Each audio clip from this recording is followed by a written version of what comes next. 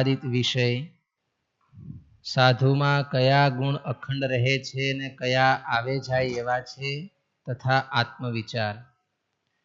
મુખ્ય મુદ્દા સ્વધર્મ, આત્મનિષ્ઠા અને નિશ્ચય આ ગુણો સાધુમાં અખંડ રહે છે, રહેવા જોઈએ. માયાના તત્વોથી નોખા પડી સાક્ષી ભાવે તેની સમીક્ષા કરવી ને પોતાનો આત્મભાવ દ્રઢ કરવો.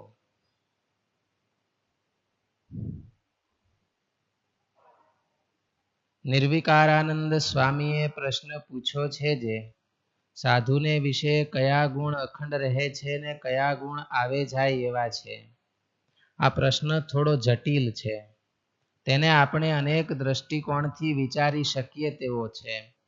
બધા જ દ્રષ્ટિકોણ થોડા ઘણા અંશમાં સાર્થક પણ ગણાશે, વ્યર્થ નહીં ગણાય. કારણ કે સાધુતાની અનેક પ્રકારે શાસ્ત્રમાં અને લોકમાં વિચારણાઓ થયેલી છે. જેમ એમાં કોર ભાગ હોય, સાધુની લાઈફ નો કોર ભાગ કયો અને બોડી ભાગ કયો. કોર શું કહેવાય?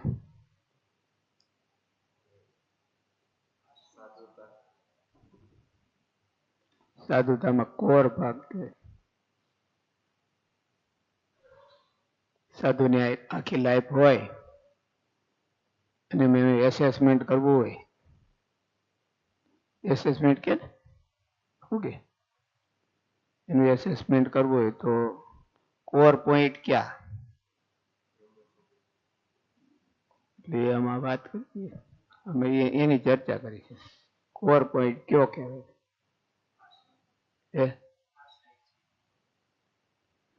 આત્મકલ્યાણ. આત્મકલ્યાણમાં જોડાવવું, પોતાના જીવનું કલ્યાણ કરવું, એ એનો કોર પોઈન્ટ છે. અને બાકીના બધા છે એને શું કહેવાય? કોર સિવાયના હોય, body point. Secondary secondary point અને પેલા કોર પોઈન્ટ. ભગવાનની મૂર્તિમાં જોડાવો કે ભગવાનના સુખમાં જોડાવું એને આત્મકલ્યાણ કયો કે ભગવાનમાં જોડાવું એ એનો કોર પોઈન્ટ છે. સાધુ થઈ અને ભગવાનમાં ન જોડાઈ શક્યો અને એને જાજા કામ કર્યા તો પણ એ બહુ મીનિંગફુલ ન કહેવાય. સારા કામ કરે એટલું ઓલું તો કઈ જરૂર બહુ નથી એમ, પણ મીનિંગફુલ ન કહેવાય. એટલે વ્યાસ ભગવાનને શાંતિ ન થઈ. શું કરવા શાંતિ ન થઈ?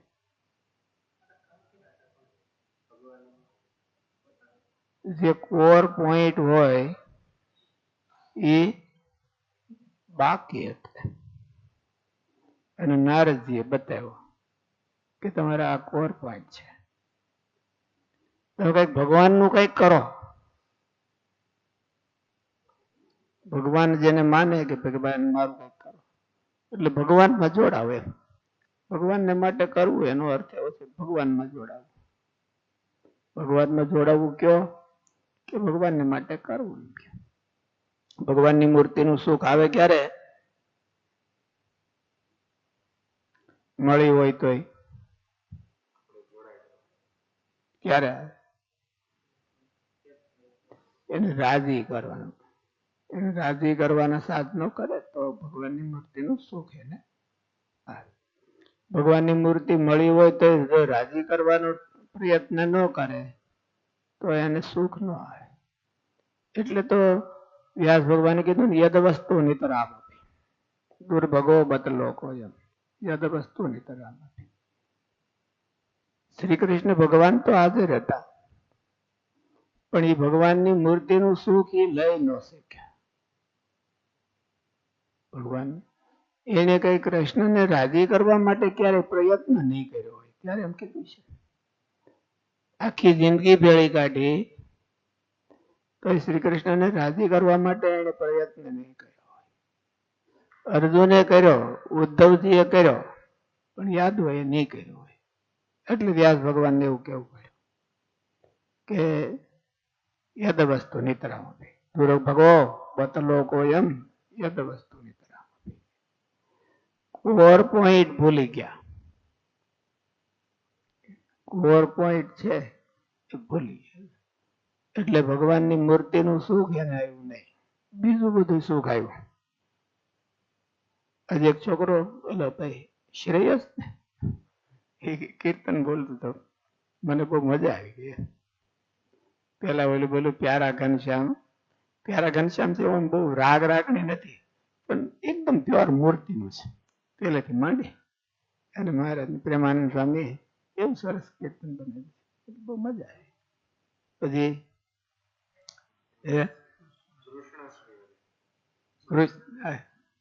એટલે પ્યારા ઘનશ્યામ એ એમ. પછી બીજું કીર્તન બોલું બોલ્યો કે તમારી મૂર્તિ વિના બીજું મને આપશો. આ જગતમાં મૂર્તિના સુખ વિના બીજું કઈ સુખ છે કે નહીં? છે કે નહીં? સાચું છે ખોટું છે? આભાસ થાય છે. હે આભાસ થાય છે એવું. એટલે રિયલ છે કે નહીં? એમ રિયલ તો મૂર્તિ જેવું તો નથી જ ક્યાંય. એવું નથી, છે તો ખરું. એટલે આ પ્રશ્ન છે. પ્રશ્ન મિસગાઈડ થવાનો આ છે. બીજું હોતી સુખ છે, ઠેઠ અક્ષરનું સુખ જ્યાં સુધી સુખ છે, મિસગાઈડ થવાનો સંભવ છે. ત્યાં જઈને મિસગાઈડ થવાનો સંભવ છે. અક્ષરના સુખ સુધી સુખ છે ને બધા, એ તો બધા શાશ્વત ને બોલા સુખ છે. એટલે પ્રેમાનંદ સ્વામી આવ્યું કે તમારી મૂર્તિ વિના બીજું કઈ દેતા નહીં. તમારી મૂર્તિ વિના બીજું કઈ દેતા નહીં. આ બધી બહુ આપણી તો પરંપરા એ છે. બધા એકદમ આપણી પરંપરા એવી છે. ગુણાદિતાન સ્વામી, બાળ મુકુંદ સ્વામી, નયનદાસ સ્વામી, એ બધા સુરવીર હતા. એ બધા ભગવાનની મૂર્તિનું સુખ લેવામાં. ગુણાતીત પરંપરા એમાં એ ખાસ કરીને વિલક્ષણતા હોય એ તો એ જ ભગવાનની મૂર્તિનું, અને બીજું બધું એકવાર કરી નાખો ને અને મૂર્તિનું સુખ લેવા. એટલે સાધુનો કોર પોઈન્ટ કયો અમારે? સાધુતાના સાધુમાં ક્યાં ગુણ કાયમ રહે છે ને ક્યાં ગુણ આવે જાય છે એવા છે. એટલે કોર પોઈન્ટ હોય કાયમ રહે. કોર પોઈન્ટ હાથમાં આવવો જોઈએ પોતાની જિંદગીમાં. તો એને વ્યાસ ભગવાન ગરડા થયા ને તો ભગવાનના અવતાર કહેવાય. એટલે લોકમાં બતાવવું છે તો એ હાથમાં ગરડા થયા તો હાથમાં ના આવ્યું. વ્યાસ ભગવાન તો સાધુ જ કહેવાય ને, સાધુના ફોર્મમાં હતા ને ભગવાન.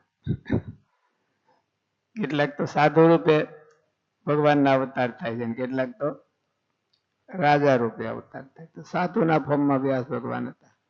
અને તો એ ગરડા થઈ ગયા તો કોર પોઈન્ટ હાથમાં ન આવ્યો.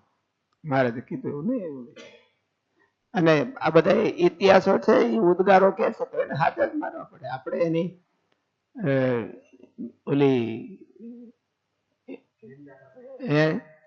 ક્રિટિસાઇઝ કરવા કરતા નથી એમ નહીં, પણ કરવા યોગ્ય નથી. આપણે એનું પાત્ર લેખન કરવું હોય તો અવતારનું પાત્ર લેખન કરવું એ તો વ્યાસ ભગવાન કરીએ કે એ પોતે. હવે એનું પાત્ર લેખન કોણ કરે? એ નહીં કરી દે પાછા એ વાત. એટલે તેને છુપાડ્યું નહીં. નકર શું કરવાને હિડન ન રાખે. મને શાંતિ થતી નથી તો ઇતિહાસમાં શું કરવાનું લખે પાછા. હિડનમાં કઈ પૂછ લીધું હોત નારદજીને, ગુપ્ત વાત તમે કોઈને કહેશો નહીં કે નારદજી વ્યાસ ભગવાન આવો પ્રશ્ન પૂછ્યો હતો. એટલે એનું પાત્ર લેખન એ પોતે જ કરે. તટસ્થ વ્યક્તિ હતા પોતાનું પાત્ર લેખન પોતે કરે. આપણે થોડુંક આપણું પાત્ર લેખન આપણે ન કરીએ કે હવાયું મૂકી દઈએ અમે હવા શેર છે, અમે હવા શેર છે, બીજા બધા નિર્દેશો પોણો શેર છે. અનિરુદ્ધ સ્વામી પોણો શેર છે. પોણો એટલે કઈ નથી ખબર ને, 750 ગ્રામ.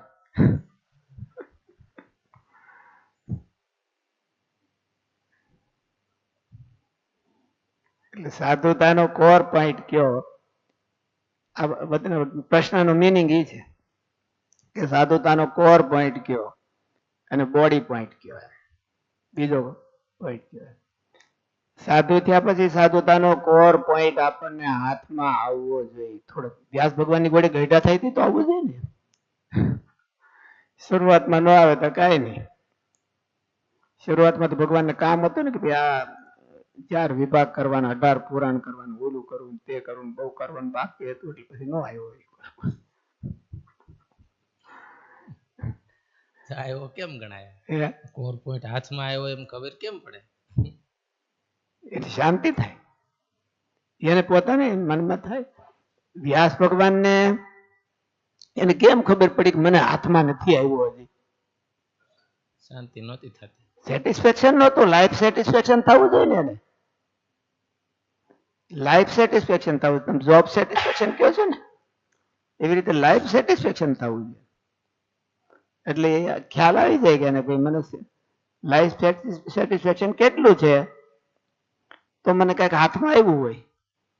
કાલે અમારે બહુ સરસ ભણવામાં બહુ સરસ પ્રશ્ન હતો કે ઓલું પ્રમાણ ને પ્રમેય, પ્રમાણાધીનમ પ્રમેયમ. પ્રમાણાધીન છે ને એ પ્રમેય છે. પ્રમેય પ્રમાણ એટલે સાધન કહેવાય. પ્રમેય એટલે આપણે ઓલામાં યતંત્ર દીપિકામાં વ્યાખ્યા શું આપે છે? યથાવસ્થિત વ્યવહાર અનુગુણ જ્ઞાનમ પ્રમા. યથાવસ્થિત વ્યવહાર અનુગુણ જ્ઞાનમ પ્રમા. જે પ્રોપર હોય એને પ્રોપર કે ને યથાવસ્થિત વ્યવહાર અનુગુણ જ્ઞાનમ પ્રમા. અને એ પ્રમા જેમાં રહ્યું હોય એને પ્રમેય કહેવાય. એને પ્રમેય. એ ખબર કેમ પડે તો કે પ્રમાણથી ખબર પડે, પ્રમાણથી માપે. આ 1 કિલો છે કે 2 કિલો છે એ કેમ ખબર પડે?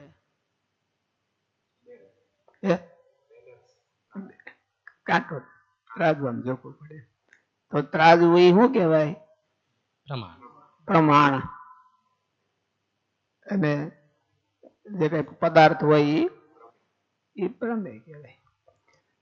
પણ ત્રાજવું છે એ પ્રમાણ છે કે નહીં એને કોણ પ્રમાણ કરે?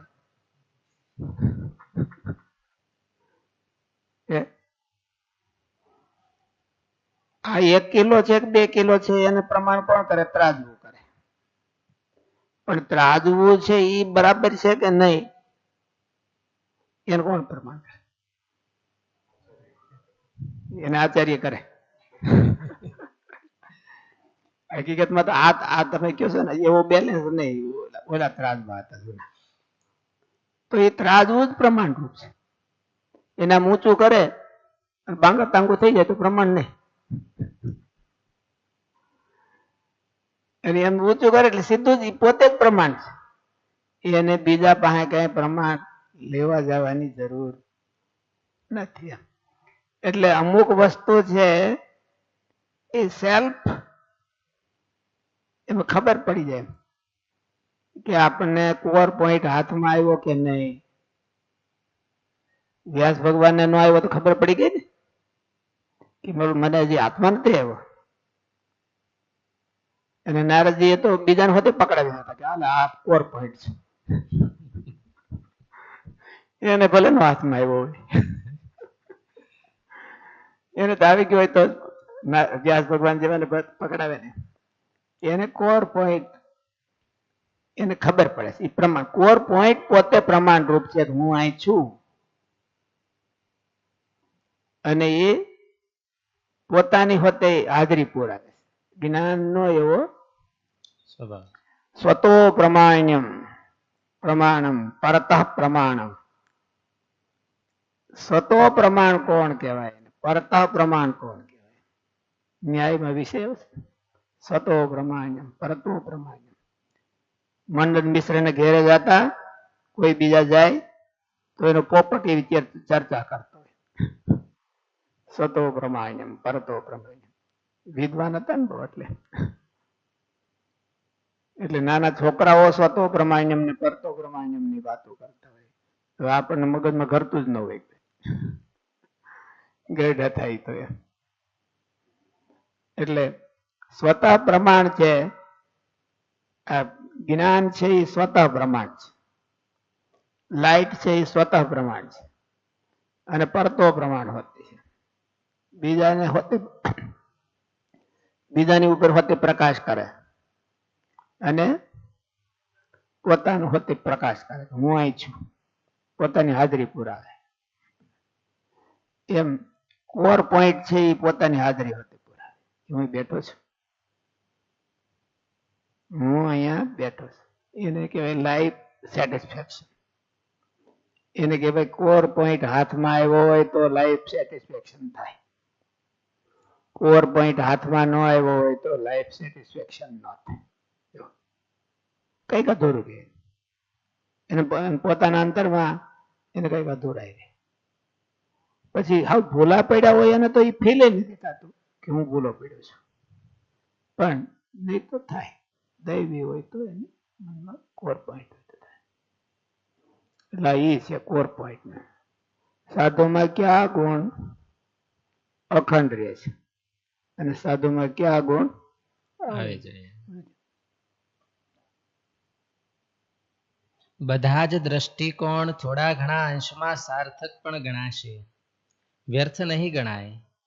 કારણ કે સાધુતાની અનેક પ્રકારે શાસ્ત્રમાં અને લોકમાં વિચારણાઓ થયેલી છે. જેમ કે સાધુના 30 લક્ષણ, 55 લક્ષણો, 64 લક્ષણો, એવા સંતને નામું હું શીશ, 64 પદી તથા લક્ષણો કીધા છે. કેટલા એંગલ થી કીધા છે, હાથમાં જ ન આવે, દરિયો ડોળી નાખે થાય એટલા બધા સાધુતાના લક્ષણો કીધા છે.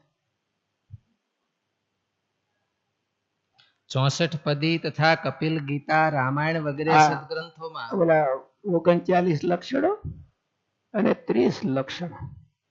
પછી હું ન્યાય ભણતો તો, ન્યાય તર્ક સંગ્રહ ને એવું બધું કરતો તો મને બહુ 39 ઓલા મત ન્યાયમાં ને એમાં તો એકદમ કોર પોઈન્ટ લે માગે હે ઈતર વ્યાવર્તી કરી અને કોર પોઈન્ટ ગોતે. ઓલી અતિ વ્યાપ્તિ ને અવ્યાપ્તિ ને અસંભવ ને એવું બધું. મને એમ થયું કે આમાં એવું એક મુદ્દો કયો કે જે મુદ્દાથી એવી ખબર પડે કે એમાં સાધુતા છે અને એ ન હોય તો એને સાધુતા નથી. એવો કોર પોઈન્ટ કયો? મને એમ કે આવો વિચાર થયો તો પછી મેં બહુ મથ્યો. એટલે એમાં બધી એમ કે મથામણ કરવી પડે ને, ત્યાં આપણા હાથમાં આવે ને. બીજા તો બધા મૂકી ગયા હોય, આગલા સંતો મૂકી ગયા હોય, પણ આપણા હાથમાં કે દે આવે. એટલે કોર પોઈન્ટ નું સંશોધન કરવું જોઈએ, પોતે કરવું જોઈએ. કોક આપણી ઉપર થાપી દે તો એ આપણને બહુ ફાયદો થાય નહીં, તો આપણને ફાયદો ન થાય. આપણે પકડી તો આપણને ફાયદો થાય. એટલે ગોતવું જોઈએ.